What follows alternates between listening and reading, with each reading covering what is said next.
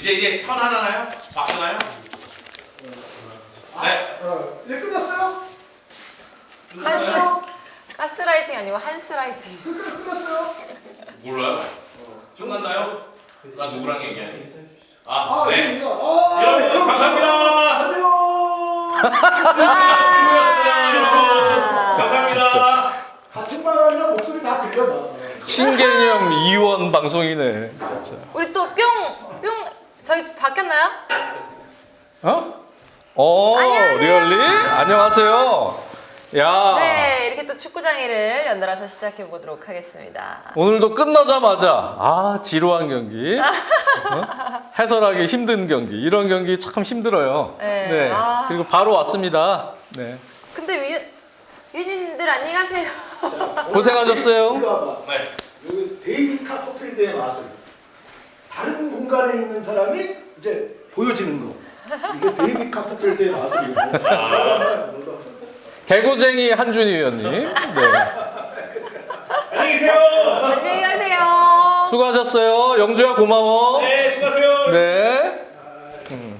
저희가 이제 옛날 한 명 한 명, 네, 한 명 한 명 주주로 꼬시려고 네. 저희 인건비를 최대한 줄이기 위해서 한 명 한 명 포섭을 지금 하고 있는 것 같아요. 네. 그렇습니다. 이렇게 또 축구장애를 시작합니다. 주주 2명이서 이렇게 또 시작하는. 아유, 우리 정순주 주주. 아니 그거를 오픈을 했더라고요. 저번 경기 때 쿠웨이트전 때 오픈을 하셔가지고. 그랬다면서? 네. 네. 다 얘기하셨어요. 우리가 주주라는 얘기를. 근데 어차피 저 법인 그거 까보면 다 나오는데 뭐. 아 그래요? 그럼요. 저희까지 다 나와요? 아 주주 펀치라고. 그 준이 형, 그 다음에 또 우리 제작하고 있는 팀, 네, 그 다음에 저 정순주 마님, 뭐 이렇게 지금 주주입니다. 네. 그렇습니다. 그래서 이렇게 시작을 했는데 그만큼 저희가 또 열심히 해야 되니까. 배당금은 언제 받아요? 우리 배당금 같은 기대도 안 해. 그냥 존속을 위해서. 그러니까 원투펀치의 존속을 위해서. 저도 참여를 한 거고요. 네. 그렇죠. 그리고 출연료를 뭐 그냥 완전히 깎아가지고 네. 출연료가 이제 없죠. 거의 뭐 헐값에 하고 있습니다. 없고 그냥 이렇게 저희가 주주로서 활동만 하는 그런 상황입니다. 미국 주식 상황 어떤가요? 네. 제가 미국 주식을 안 들여다본 지 꽤 오래됐습니다. 네. 요즘 상황이 뭐 좋겠어요? 네, 별로 안 좋고. 저희가 여러분 마이너스 80몇 프로로 다 지금 종목이 형성돼 있기 때문에 원투펀치에서 이렇게 방송을 하고 위원님들이 주식 얘기를 안 할 때가 있고 할 때가 있어요.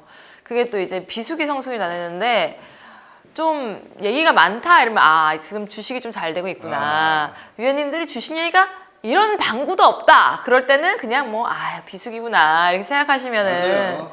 되더라고요. 요즘에 특히 미국 주식, 저는 사실 주식 잘 모르다가 한 의원님이 먼저 시작하고 그리고 보다가 덩달아 따라했는데 처음에는 1년 정도는 재미를 봤다가 그 다음에 이제 재미를 볼 때가 위험한 거예요. 주식은. 그쵸? 그럴 때 이거 좀 되네? 이러고 이른바 저평가 우량주라고 나름 판단한 미래지향적 가치주. 단맛을 네. 볼 때. 전기차에 올인을 했다가 저는 망했습니다. 한국의 퍼거스님이 저도 소소한 주주예요. 회원이에요. 그렇죠. 회원 여러분들 모두 다 지분이 있다는 사실. 우리가 같이 운영을 하고 있습니다. 근데 지금 장지현 위원님의 마이크가 안 들린다는 소식이 들려오고 그래요? 있습니다. 제 마이크 안 들려요? 안 들리시나요? 안 들리시나요? 켰나요? 아니면 지금 위원님이 앉으시면 안 들려요? 들려요? 들리시나요? 안 들리시나요? 우리 왜 그것도 카메라에 달린 마이크로 들린다 그러는데 카메라 이걸로 수음이 안 되나 본데? 잘 들리는데 좀 멀게 느껴짐이. 그러니까 이게 지금 들린대요 이제. 들려요 이제? 작게 들리고 매끄럽지는 않아. 작아요? 들림? 들리는데 살짝 울리는 건 어쩔 수 없어요. 네.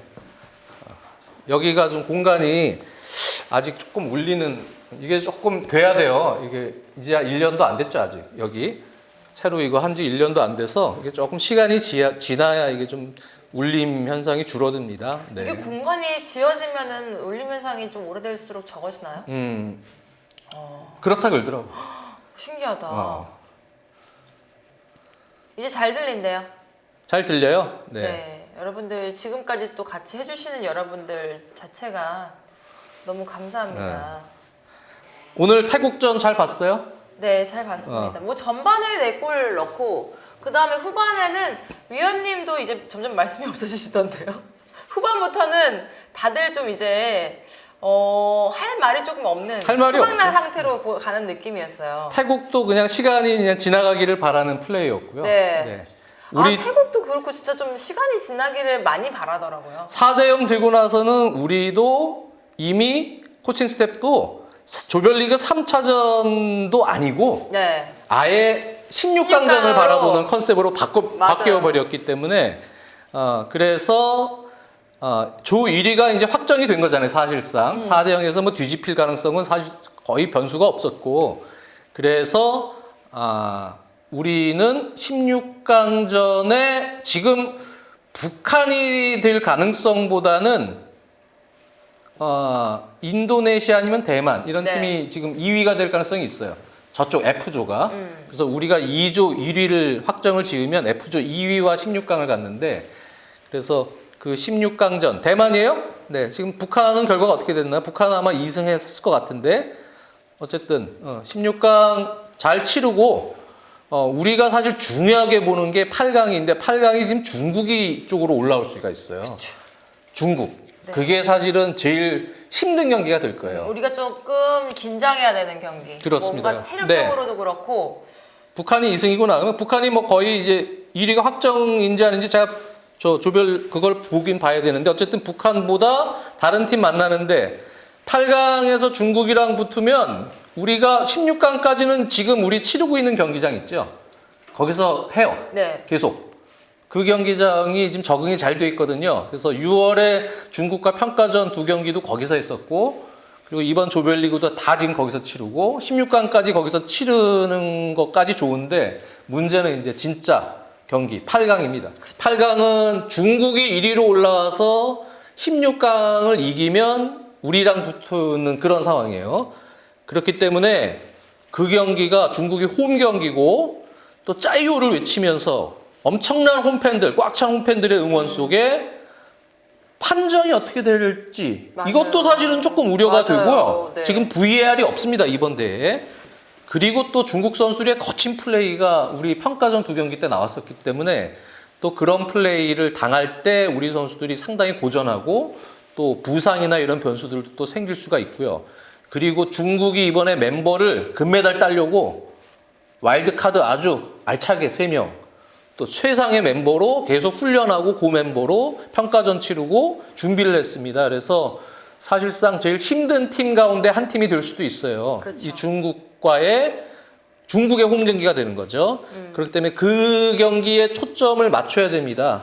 그렇기 때문에 오늘 경기는 컨셉이 일단 16강전에 나오는 선수들을 네. 3차전에는 최대한 경기를 출전 안 시키는 방향으로 그래서 한 절반 정도만 뛰어라. 네. 그래서 엄원상 선수도 절반 뛰고 뭐 또는 후반에 나와서 절반 정도 뛰어라. 저 그래서 뭐 선수도 뒤에 정우영 나오고. 같은 선수나 또 그런 선수도 그렇게 나오고 네. 또 백승호 선수도 조금 이른 시간에 후반에 교체해서 교체됐고. 또 체력 관리 시켜주고 그래서 우리가 사실상 중요한 경기 토너먼트에서는 조용욱 선수 최전방에 그리고 이제 정우영 선수가 왼쪽 윙포드 그 다음에 공격형 미드필더로 이강인 선수. 네. 이강인 선수가 이제 들어올 수가 있기 때문에 고용준 선수를 그래도 많이 뛰게 했거든요. 맞아요. 오늘 경기까지 거기에 이강인 선수 또 오른쪽에 엄원상 선수 그리고 이제 허리에 백승호 선수의 파트너로 조금 안정된 경기를 하기 위해선 정호연 선수가 필요하고 네. 또 뭐 대만 같은 경기 이런 경기가 만약에 형성이 되면 16강에서 그럴 때는 홍현석 선수가 네. 또 그 위치에서 오르락 내리락 또 좌우로 뿌려주기도 하고 공격 가담도 하고 하는 그런 형태로 아마 운영이 될 가능성이 높고요. 그리고 역시 풀백은 와일드카드 서령우 선수가 있고 그렇죠. 또 박규현 선수가 왼쪽 수비 들어올 수 있고 서령우 선수는 오른쪽 수비 또 볼 수가 있기 때문에 그래서 황재원 선수는 또 오늘 많이 뛰게 했고요. 1차전, 2차전 통해서 그리고 센터백에는 역시 우리 이한범 선수 오늘 쉬게 해줬죠? 그쵸. 네, 이한범 선수랑 그다음에 우리 와일드카드 박진석 선수를 같이 활용하는 그런 형태로 베스트를 아마 준비하는 것 같아요. 그렇기 때문에 이제 그 멤버는 중요한 우리 16강전도 있지만 8강전. 네. 16강전은 약간 부분적 로테이션을 돌려도 뭐 충분히 이길 수 있는 정도 상대가 되면 거기선 약간 돌리고 그리고 중요한 16강전. 네, 중국이 올라갈 가능성이 높기 때문에 그 경기에 초점을 맞추고 지금 진행이 되는 것 같습니다. 네. 홍현수 선수와 이강인 선수를 같이 쓰는 경우는 어떠냐라고 같이 질문해 주시네요. 써도 되죠. 네. 홍현석 선수는 뭐 윙어 역할도 가능하기 때문에 엄원상 같은 선수를 오히려 조커로 쓰고 네. 홍현석 선수를 또 같이 써도 되긴 돼요. 그거는 이제 감독의 선택인데요. 근데 아무래도 뭐 일단 허리 라인이 상대는 우리랑 만날 때 역습 위주의 운영을 이번 대회에서 거의 할 거예요. 중국도 마찬가지고. 네. 그렇기 때문에 역시 허리에서 커버가 중요하고요. 그러려면은 백승호 선수 혼자서 큰 부담을 지는 것보다는 아무래도 정호연 같이 활동량이 많은 선수가 그렇죠. 또 커버도 해주고 공격 가담도 적절히 해주는 그런 활동량을 보여줄 때 수비적으로는 조금 더 안정성 있는 운영에서 풀백들도 좀 적극적으로 오버랩을 할 수가 있죠. 네. 그렇기 때문에 아마 그런 생각을 하는 것 같고 홍현석 선수가 백성호 선수와 함께 허리로 들어가게 되면 아무래도 수비 부담이 좀 있거든요. 그래서 그런 거는 아마 상대 팀에 따라서 우리가 잘 황선홍 감독이 조절을 할 것으로 보이고요. 일단 1차전, 2차전이 상대 팀들이 또 이번에 상당히 약했어요. 그러니까요. 네, 태국, 바레인 뭐 이런 팀들이 쿠웨이트도 마찬가지고 오늘 태우 선수들하고는 좀 장신의 차이도 조금 있었던 것 같아요. 키는 뭐 거기 지금 막시밀리아노 스타인바이어라고 네. 독일에서 태어난 키 큰 센터백 한 명 있고 그 친구들도 뭐 통 차이 뭐 해서 몇 명 이제 186cm 정도 되는 신장이 있는데 아무래도 약간 혼혈 그 선수 말고 토종 태국 선수 중에 186 뭐 이렇게 되는 선수들이 우리로 치면은 평균 신장으로 치면 한 194, 5 막 이렇게 되는 느낌이죠. 그렇죠.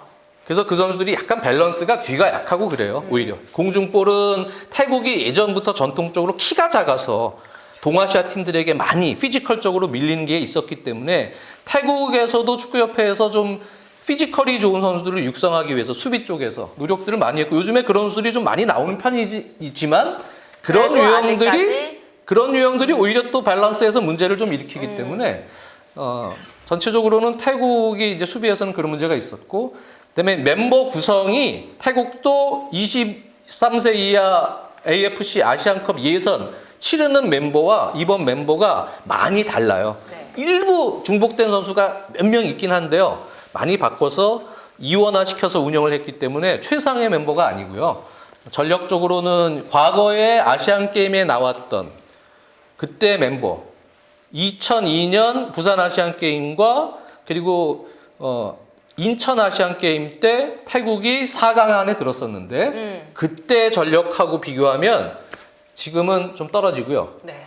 또 우리가 이번 대회에서 약간 좋았던 점은 1년이 연기가 됐잖아요. 그렇죠. 그래갖고 AFC 23세 이하 아시안컵 예선 일정하고 이렇게 좀 겹치게 됐어요.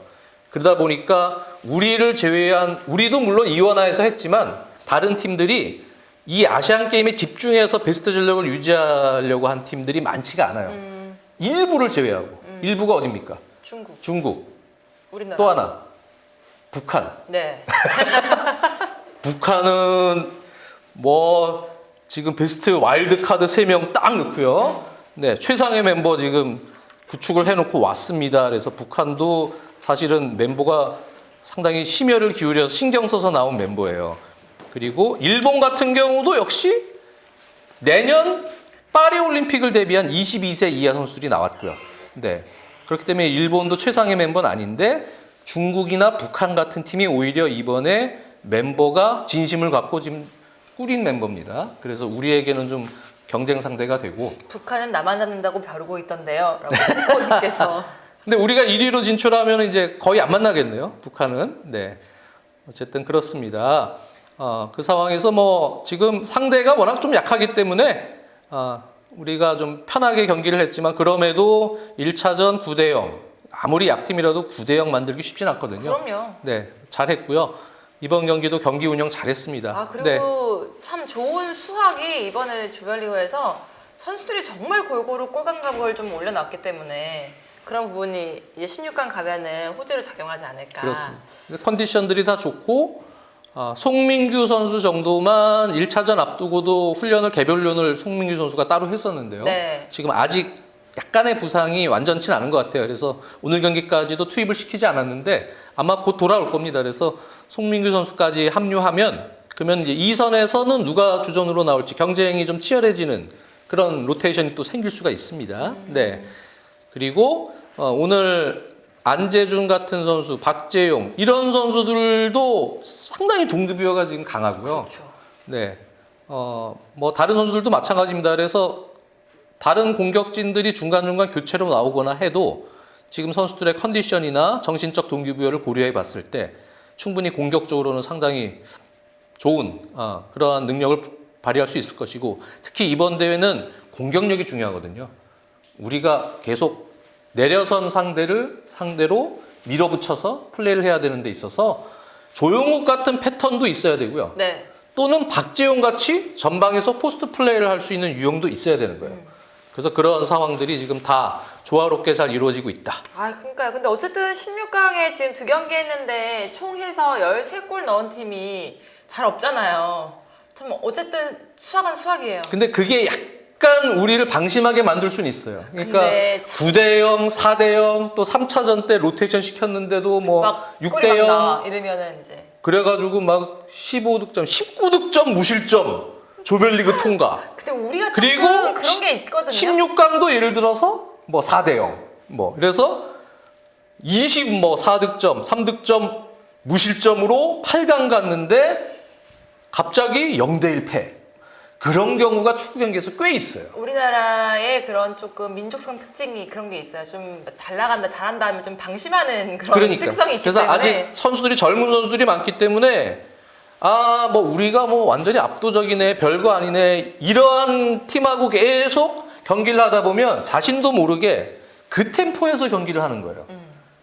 근데 정작 더 템포가 빠르고 맞아. 더 기술이 있고 그럼 더 이제 압박이 허둥지둥한다고. 강하게 오는 팀하고 계속 경기를 안 치르다가 약팀하고만 계속 경기를 치르면 약간의 방심하는 그런 멘탈도 생길 수 있고 갑자기 8강 가는데 중국이 엄청나게 막 거칠게 압박 들어오고 막 이러면 당황할 수가 있는 거예요. 그래서 그 우리의 가장 큰 적은 방심입니다. 그래서 항상 코칭 스태프도 얘기를 하겠지만 선수들에게 이 경기가 진짜가 아니고 항상 템포 높고 어느 정도 수준 높은 경기에 우리 템포를 유지시켜주고 그 멘탈리티를 계속 또 계속 지속적으로 강화시킬 수 있게끔 코칭 스태프들이 노력을 해줬으면 좋겠습니다. 주변에 워워가 좀 필요해요. 계속해서. 그럼요. 네. 그래서 지금 쿠웨이트도 그렇고 전력이 예전에 아시안 게임 나왔을 때보다 다 떨어져 있거든요.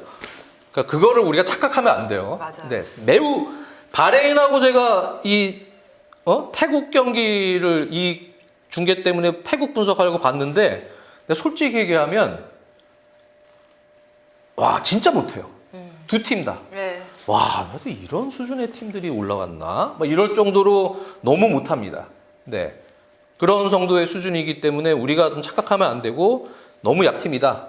그리고 진짜 승부는 8강, 준결승, 심지어 결승에서 있을 거예요. 우리는 결승까지 가도 거기서 강팀을 만날 수 있습니다. 네, 맞아요. 그래서 우리는 금메달이 목표이기 때문에 그 위에 단계 3경기를 목표로 해서 이제 가야 되겠고 이강인 선수가 역시 중요할 때 압박이 많은 경기 이런 경기는 우리는 지금 백승호든 뭐 정호연이든 고영준이든 뒤에서 지금 공간 패스들을 뒷공간을 잘 넣어주잖아요. 압박이 없기 때문이죠. 근데 압박이 강한 팀들을 상대로 할 땐 이강인 같은 유형이 필요해요. 그런 빠른 템포의 압박에서도 그걸 풀어서 무에서 유를 창조하는 킬러 패스를 넣어줄 수 있는 선수. 그래서 이강인 선수 존재가 중요한 거예요. 큰 경기에서. 그래서 이강인 선수에게 좀 많은 기대를 또 걸고 있습니다. 네. 이강인 선수가 이제 돌아왔으니까 이제 복귀도 잘 했잖아요. 그렇기 때문에 좋은 모습을 보여주지 않을까라는 생각이 많은 분들이 이강인 선수의 활약을 좀 기대를 많이 하시니까 얼마나 또 좋은 모습 그렇죠. 보여줄지 기대가 됩니다. 이강인 선수도 지금 병역 문제, 또 파리 상제르맹에서도 그거 좀 잘 해결하고 오라. 그리고 실제로 전력을 봤을 때 금메달 가능성이 높다고 판단했기 때문에 보내준 거예요. 네. 그렇기 때문에 이강인 선수도 동기부여를 갖고 이번 대회 좀 잘 마무리를 했으면 좋겠습니다. 조영욱이 공격의 핵심임. 네. 이번 대회 폼이 아주 좋죠? 진짜 좋아요. 이강인 보려고 아겜 봅니다. 돌문전 때 터치 너무 환상적이었습니다. 네. 이강인 짧게 선수는 나와서 잘해줬죠. 마지막 3차전 바레인전은 아마 한 15분? 네. 그래도 좀 그라운드도 밟아보고 감각을 또 키워야 되니까. 그 정도 20분 뭐 이 정도 투입시킬 수도 있죠. 네.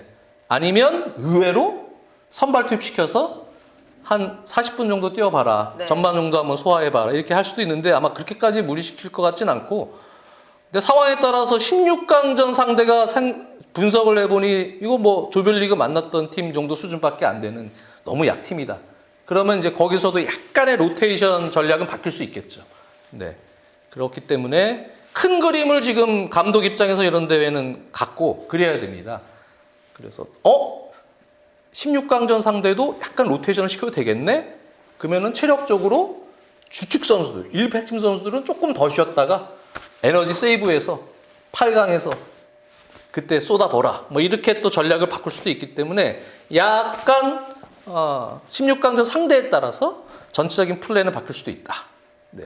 그렇게 아마 보시는 게 맞을 것 같습니다. 근데 저는 솔직히 조금 더 재밌는 축구를 보고 싶어요. 너무 일방적이니까. 재미없죠? 네, 재미없고 음. 좀 지루하고 그런데 좀 우리가 이겨도 좀 재밌는 경기가 나왔으면 좋겠다라는 생각이 좀 드네요. 네. 골키퍼는 3차전 때 돌릴 겁니다. 아마 돌리겠죠? 네. 키퍼 돌릴 가능성이 높고요. 해외 언론이 우리나라 대표팀이 현재 공포스럽다고 공격력이 좋다고 하는데 결승까지 무실점 우승이 가능할지 그랬으면 좋겠습니다. 계속 3대0 이상의 대승으로 그냥 다 우승하는 아주 첫 사례를 만들어서 압도적인 대회가 됐으면 하는 게 바람인데 가능성이 없는 건 아니에요. 네. 우리나라 전력상 충분히 가능한 시나리오입니다. 뭐 그런 건 그렇게까지는 아니더라도 뭐 최소 실점, 최다 득점 기록 막 이런 걸로 한번 기대를 해보는 것도. 최소 실점. 최소 실점, 최다 득점으로. 그렇죠. 아예 무실점으로 그냥 끝내면은 황선홍 감독 결승까지 무실점이면 황선홍 감독 인정한다. 그리고 또 우리는 또 23세 이하 아시안컵 본선 무대 네. 올림픽 티켓이 걸려 있기 때문에 그게 또 그렇죠. 중요하거든요. 그렇습니다. 네. 그래서 이번 항상 우리가 당연히 올림픽 나가는 거 아니야 이렇게 생각하시는 팬들이 있는데 매번 어렵게 올라왔어요. 티켓도 막 3장, 또 이번 대회는 3.5장인가 그래서 또 플레이오프 치르나 하여튼 이런데 어쨌든 티켓 수가 일단 적고요. 4강 안에 무조건 들어가야 되고요. 아시안컵, 23세기 아시안컵 올림픽 본선 티켓이 이렇게 쉬운 게 아니에요. 우리가 계속 어렵게 올라왔거든요. 그런데 이제 이번에 황선홍가 잘하면 뭐 황선홍 감독 입장에서도 좀 자신감 붙고, 네. 그리고 조금 더 본선에서는 아시안컵 본선에서는 좋은 멤버로 꾸려서 협조가 뭐 잘 될지 안 될지 모르겠지만 클럽들에 꾸려서 올림픽 티켓을 또 잘 따는 그러한 상황이 됐으면 좋겠습니다. 그래서 네. 파리 올림픽 나가야죠. 네. 특히 또 마음고생도 되게 많으셨을 텐데 이번에 어쨌든 2연승이니까 훨씬 네. 또 마음도 좋아졌을 것 같고 김유성님 계속 맨유 리뷰 지났냐고 물어보시는데 제가 오늘 새벽에 중계를 했습니다. 네. 맨유에 대한 얘기도 한다고 예고를 조금 했었거든요. 그거 뭐 이렇게 얘기할 기회가 생기면 네. 근데 맨유 리뷰를 좀 앞에서 했어요? 리뷰를 조금 완전하게 했어요? 하진 않고 조금 했습니다. 지금 뭐 상황이 제가 해설할 때도 계속 얘기했지만 맨유 상황이 어렵습니다. 정말 어려워요. 네, 지금 감독한테 막 뭐라 그러시는 분들도 있고 뭐 전적으로 팀에 대한 실망감을 드러내는 그런 맨유 팬들도 많으시겠지만 일단은 이게 이제 사실 감독 입장에서 베스트 라인업을 어느 정도 정해서 가는 경우들도 있지만 맨유 같은 경우는 특히 그 풀백들의 역량이 또 중요한 팀이고요. 전술적으로요. 네. 왜 그런가 하면은 테너 감독의 축구가 기본적으로 이렇게 약간 비대칭이 되던 또 미드필더가 약간 내려와서 도와주던 3명 빌드업 체계에서 풀백은 조금 공격적으로 전진해야 되고 뭐 여러 가지 요소가 풀백들 영향도 중요하고요. 그다음에 그 1차 빌드업을 할 때 센터백과 수비형 미드필더, 중앙 미드필더죠. 빌드업 시에 그 역량이 밑에가 되게 중요한 팀이에요. 네. 사실은. 그게 풀려야 거기서 템포를 갖고 조금 더 공격 숫자 증대해서 거기서 빠른 전환이 되던 공격 마무리가 돼야 되는 팀입니다. 그 리듬이 살지 않으면 테너 감독의 축구는 되게 힘들어요. 근데 지금 근데- 뭐 거기야 지금 만신창이니까요. 만신창이. 뭐 팬들 아시다시피 근데 왼쪽 라인 지금 다 망가졌죠. 네. 루크쇼 없지, 네. 말라시아 없지. 네. 또 센터백 라인도 바란도 또 지금 아직 라인업에 유넨전도 못 들어왔죠.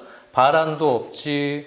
뭐 오른쪽도 마찬가지죠. 네. 뭐 완비사카까지 또 부상을 당했고 허리 라인도 마찬가지고 마운트가 또 아직 못 들어왔고 네. 또 마이누 같이 아주 좋은 그런 선수들도 프리시즌 때 좋았는데 또 빠져 있고 그러다 보니까 지금 카세미루, 에릭센 이런 선수들에게 체력적 부담이 지금 상당히 많고 거기다가 뭐 또 개인적 이슈들 지금 막 있어가지고 그렇죠. 안토니 선수 문제, 그렇죠.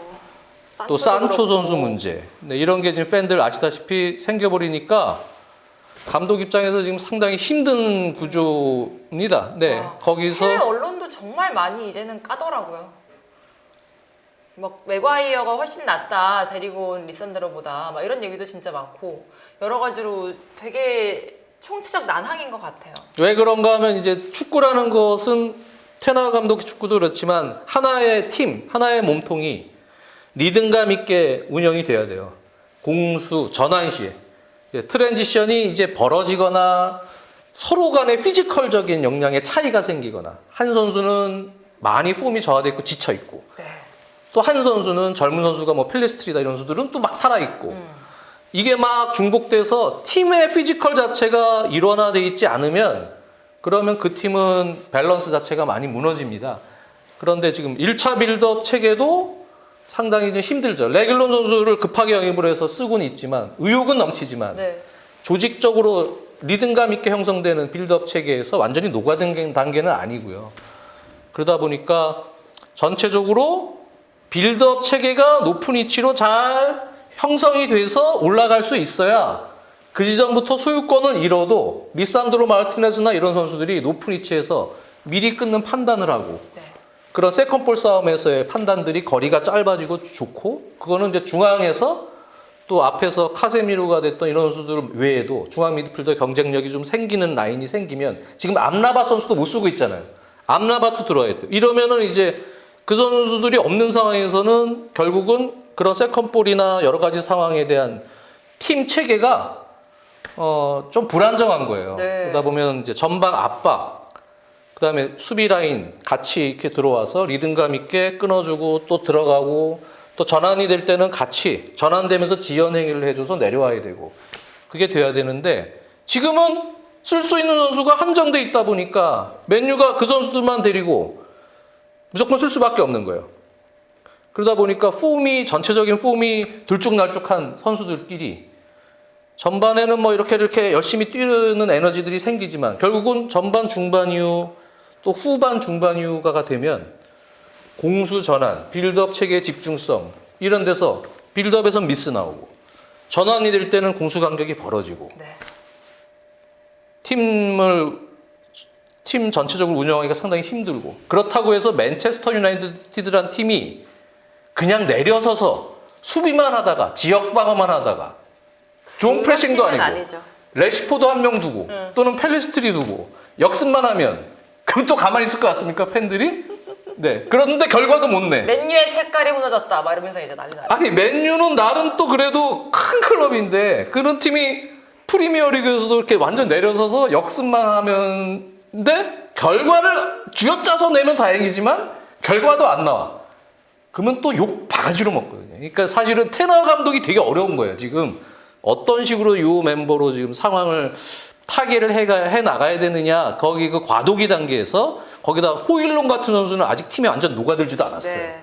그나마 어제 경기에서 그나마 뭐 잘 된 게 있다면 헤이룬 선수가 그래도 첫 골 호일룬? 네, 헤이룬? 호일룬이 맞아요. 호일룬. 네. 호일룬 선수가 첫 골을 넣었다는 거 그게 그냥 수학이 아닐까 다른 거 빼고. 그렇죠. 네. 호일룬 선수가 자신감을 갖는 게 중요하고요. 아직까지는 이제 호일룬 선수의 플레이를 보면 상당히 의욕도 앞서고 잠재성은 있어요. 네. 근데 이제 기본적으로 그 등을 쥐고 그 이른바 홀더 플레이죠. 그거는 이제 등 쥐고 팔도 잘 써야 되고요. 네. 그리고 스텝 상황에 따라서 상대의 상황에 따라서 또 이 발의 어떤 스텝 그리고 또 팔도 잘 써야 됩니다. 그래서 그런 거 엄청난 노련미가 필요하고 경험이 필요한 그런 상황에서 항상 일정하게 그런 포스트업 플레이, 뭐 이른바 홀더 플레이라고 하죠, 유럽에서는. 그 플레이를 잘해서 연계를 해주고 안정적으로 뿌려줄 수 있는 원톱 역할을 해야 되고, 네. 그리고 돌아뛰는 무브먼트, 어프더볼이 됐던 온더볼 상황에서도 밸런스가 확실하게 유지가 되면서 중심을 잡고 플레이가 안정적으로 될 수 있어야 되는데, 아직까지는 이제 호일룬은 약간 들쭉날쭉한 단계예요. 아직 나이가 어리고요. 발전 가능성이 높지만 그런 부분에 있어서 조금 더 개인적인 역량에 있어서 발전이 저는 필요하다고 조금 보여지고요. 그쵸. 거기에 팀하고의 어떤 조직적인 플레이, 그거는 이제 훈련을 통해서 전술적인 어떤 호흡이죠. 그런 게 또 잘 맞아야 됩니다. 네, 거기서 이제 득점이 시너지가 나올 텐데, 근데 약간의 당장 어떤 확 너가 어떤 터져줘 이런 거를 지금 바라는 팬들이 많겠지만, 사실 그러기에는 지금 호일룬 선수가 아직은 시간적으로 좀 너무 이른 감이 있고. 그리고 얼마나 압박이 강하겠어요 지금. 그러니까요. 그러니까 전체적으로 지금 뭐 부상, 여러 개인적 이슈, 뭐 그런 호일룬의 적응 뭐 다 포함해서 지금은 어려운 과도기 단계이기 때문에 요거를 제가 볼 때는 팬들이 잘 버텨줄 수 있어야 돼요. 근데 여론이 벌써 너무 못 버티는 것 악화되면 같은데. 경직이 될 수도 있어. 이런 상황에서. 그러니까 요거를 잘 버티면 부상자들이 이제 속속 복귀하면서 더 나아지는 모습들이 이제 나올 수 있거든요. 그렇게 쉽지 않지 희망이 않을까요? 생기면 조금 더 장기 레이스에서 맨유는 아직까지는 뭐 희망이 있을 수 있다.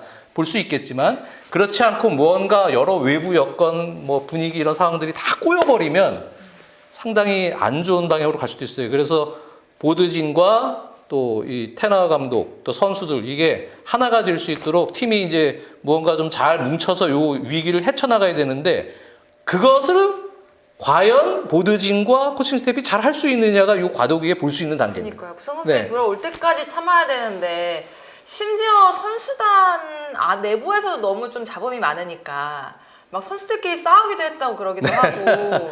송영준 님이 맨유 10위 예상하는데요.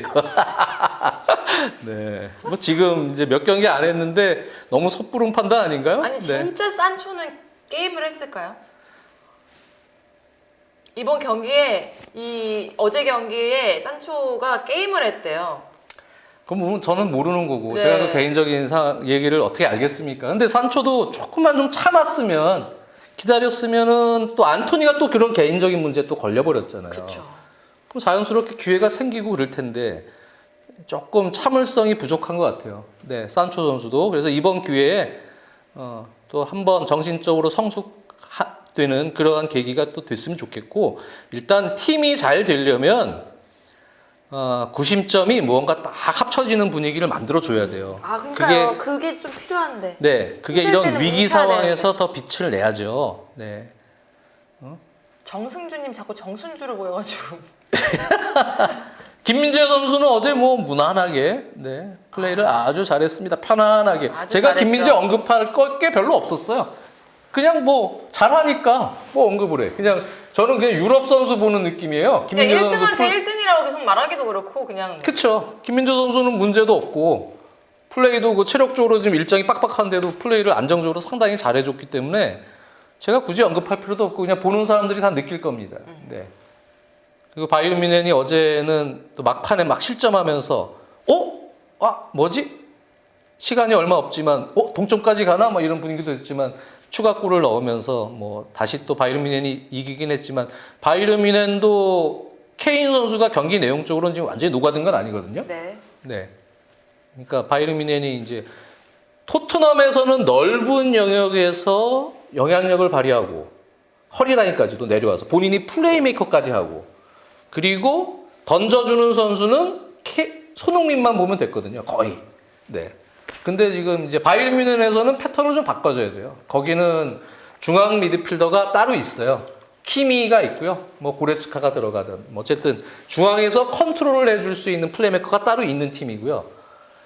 그래서 케인의 동선은 프리하게 조금 수비를 달고 움직이더라도 페널티 에리어에서 토트넘 시절보다는 조금 더 좁은 영역에서 움직여주되 좁은 영역에서 2선에서 그나브리가 됐던 뭐 다른 사네가 됐던 뭐 코망이 됐던 간에 그리고 무시알라가 됐던 간에 그 선수들이랑 좁은 영역에서의 이제는 부분 전술 연계 플레이를 해줄 수 있는 패턴으로 바뀌어줘야 됩니다.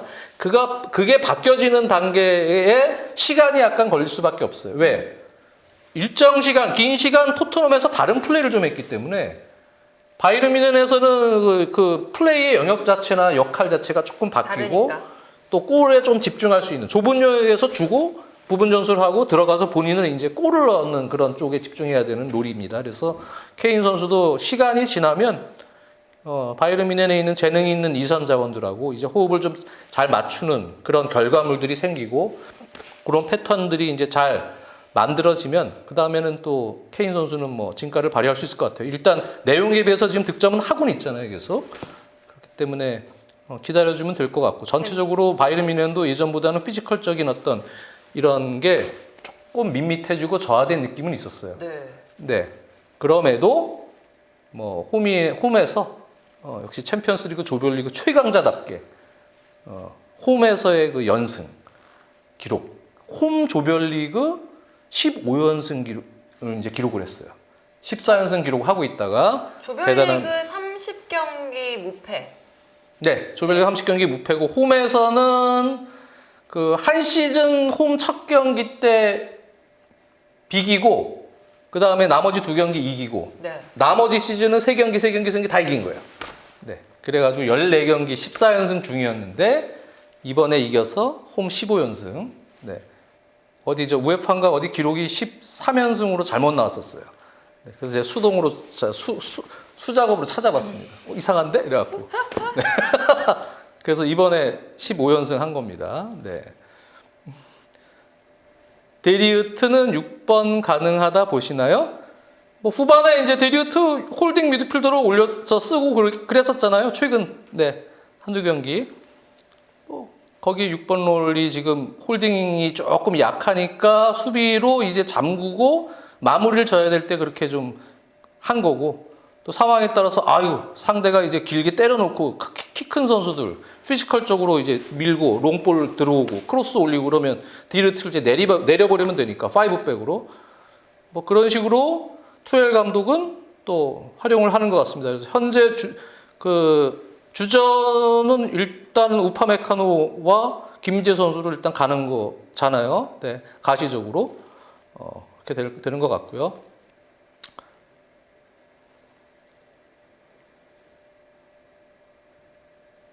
무시알라 정말 잘하더라. 네. 첼시 유스 출신 아닙니까? 네. 지금 계속 조용히 가만히 다 보시다가 이것만은 꼭 읽어야겠다 이런 생각을 하신 거죠. 무시알라. 네. 무시할라 옛날부터 위원님이랑 저랑 계속 무시하지 말라 막 이러면서 내가 옛날부터 아꼈던 아재개그 하면서 선수고 무시하지 말라고. 독일 대표팀 근데 선택을 했어요. 네, 잉글랜드가 아니고 마티스텔. 마티스텔은 뭐 볼 때마다 성장하는 것 같아요. 네. 특히 올 시즌 들어서 크게 성장할 것 같아요. 그렇죠? 마티스텔 좋아요. 네. 거의 전방위적으로 역할 다 할 수 있는 그러한 공격수로 성장할 것 같아요. 네. 중간 네 얘기하세요. 제가 위원님한테 한번 그러려고 하다가 중간 첼시 얘기가 자꾸 나오잖아요. 위원님 그거는 일부러 스킵하시는 거예요? 아니 뭐 맨유 얘기까지 하는데 첼시 얘기까지 뭐 가슴이 아프지만 네 진짜 첼시는 지난번 경기도 0대0 경기 보면서 참 그냥 열심히 그냥 뛰어다니기만 하대요. 네. 하여튼 놀리지도 근데 못하고 다 상처받을까 시간이 봐. 필요하니까요. 네, 좀 지켜보겠습니다. 지금 아래에 있는 팀들은 다 시간이 필요하다라는 말밖에 할 수 없는 것 같아요. 그럼요. 초반이기도 하고. 그 잭슨이 뭐랄까 조금 아직 제가 이제 잭슨 영입 됐을 때도 뭐 그 얘기를 했지만 이렇게 공간이나 이런 침투 능력은 상당히 좋은데 이렇게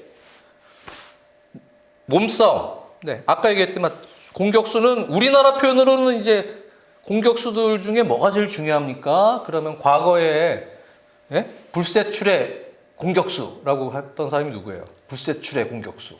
우리나라에. 누구예요? 옛날 분입니다. 맨날 분 제가 알 수가 없죠. 20살에. 이씨. 이희읒 티읒. 네, 누굽니까? 불세출의 스트라이커. 옛날에. 누굽니까? 불세출의 스트라이커. 네. 이회택. 이회택. 딩동댕. 네. 이회택. 네. 이회택 우리 아저씨가 제가 이제 개인적으로 물어본 거예요. 근데 공격수 선배님 그 할 때는 제일 중요한 게 뭡니까? 등지는 거지, 공격수. 등지는 거. 우리나라식 표현으로는 근데 다른 공격수들도 옛날부터 그런 거예요. 등지는 게 중요하다는 게 이게 사실은 최전방에서 아까 얘기했지만 그 기술이 다 필요한 거예요. 홀드업 플레이라고 하는. 네. 그런 게 필요한데 잭슨은 아직 그러한 노하우가 피지컬적으로도 파워로도 약간 부족한 감이 있고요. 그게 조금 부족해요. 그러니까 이제 버텨줘야 되거든요, 거기서. 왜? 첼시도 원톱 운영을 함에 있어서 잭슨 선수가 그 역할을 같이 해줘야 된단 말이에요. 근데 이제 조노비 미켈의 등지고 딱딱은 약간 다른 개념이고, 네. 그래서 그런 부분에 대해서 저희가 좀 우려를 했었는데요. 근데 요즘에 경기 내용적으로 보면 그게 조금 나오는 것 같아서 이게 조금 우려가 되긴 하죠. 네. 그래서 어찌됐든 간에 근데 뭐 성장하고 있으니까 또 잭슨도 잘 하리라고 좀 봅니다. 네. 첼시 얘기는 나중에 합시다. 조금 잘 되면 나 기분 좋게 얘기 좀 할 수 있는 기회를 좀 가질 필요가 있습니다. 맨날 안 좋은 언제가 올까요, 그날이? 뭐 다음 달쯤 되면 좋겠어요. 네. 기대를 하시는 거예요? 다음 달 정도면? 뭐 있지 않을까요, 기회가? 응? 어쨌든 그렇고 자 오늘 11시 50분 네. 이 정도 하면 됐죠? 또 할까요? 강원이 살아났어요 하고 심승우 님이 전북전에 네. 강원이 이제 저런 거 한번 했어요. 이제부터 제가 이사 아닙니까? 그래서 김병지 대표님이랑 잊어버릴만 하면 이제 이사라고 말씀하시죠. 우리 저 이사님들하고 같이 몇 분이서 회의를 했어요. 그래서 야 이거 정신교육도 좀 하고 이제 강등 진짜 위기에 들어갔기 때문에 한 경기 한 경기 으쌰으쌰 좀 하자 선수들 다 나가. 그래서 근데 위원님 선수들한테 그런 거 했어요. 네. 딱 하고 이제 전북전 이겼죠. 이사면은 그러면은 가서 막 회의도 하시고 뭐 한 달에 한 번씩 두 번씩 예산과 관련된 부분이나 또 여러 가지 이제 같이 대표 이사가 있고 이제 이사들이 있는데요. 그래서 열심히 이제 어떻게든 강등 지금 모면하려고 노력을 하고 있습니다. 네. 어찌됐든 그래서 전북전 아주 기분 좋은 승리를 가져갔고요. 지금 분위기가 그 승리 기점으로 이제 잘 올라올 것 같아요. 네. 전력적으로 지금 용병들이 자신감이 조금씩 붙고 있기 때문에 좋습니다. 네. 전방에 있는 우리 공격진들 좋고요. 충분히 강등 위기에서 탈출하리라고 저는 믿습니다. 화이팅! 화이팅! 네. 맞아!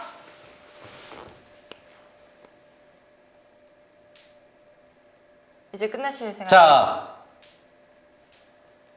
글이 안 올라온 거 보니까 네 됐습니다. 이 정도면 자 오늘 대신 수원이 꼴찌가 제가 미쳐버리겠는 거예요. 나 올 시즌에 진짜 웃겨. 저는 제가 그 수원 얘기는 안 하려고 삼성도 했거든요. 좋아하잖아요. 수원 삼성도 서포터 출신이고 수원 삼성에 대한 애정이 같이 있어요. 근데 두 팀이 지금 강등권 싸움을 하고 있으니까 미쳐버리는 거예요. 진짜. 요즘 하여튼, 위원님 솔직히 말해서 축구 볼 맛이 별로 안 나겠어요. 여러 가지로. 하여튼 어찌됐든 두 팀이 다 잘했으면 좋겠습니다. 자, 오늘 여기까지 하죠. 알겠습니다. 아니 이렇게 우울하게 끝내시면 어떡하라고. 저한테 이렇게 하시는 거예요. 제가 무슨 말을 해요. 자, 제가 어렸을 땐 수원 팬 아니었어요. 근데 어렸을 땐 포철. 위원님 포철. 대학교 때 수업. 아니 난 초등학교 저는 아예 83년 원년 때부터 봤거든요. 네. 그래서 대우 로얄즈대 포철에서 이춘석 선수의 골 그게 이제 제가 춘천 경기 처음 본 경기고 그리고 최순호 선수 좋아해갖고 포철에서 뛸 때 최순호 선수 경기 보러 서울 와서 동대문 농장 와서 경기 보고 그랬었어요. 그래서 옛날에 포철 팬이었어요. 그러다가 이제 포철에서 라데 뛸 때 라데도 엄청 좋아했고 그다음 96년에 제가 이제 집이 분당 쪽에 있었기 때문에 그때 제일 가까운 경기장이 수원 삼성이라서 이제 거기 서포터하고 그런 거예요. 그러면서 네. 응원하면서 막 중계화면에 잡히고 막 이랬다는 얘기도 있었어요. 저요? 네. 옛날에? 네. 옛날에 끝내겠습니다, 여러분. 네, 그만하죠. 안녕히 계세요. 감사합니다.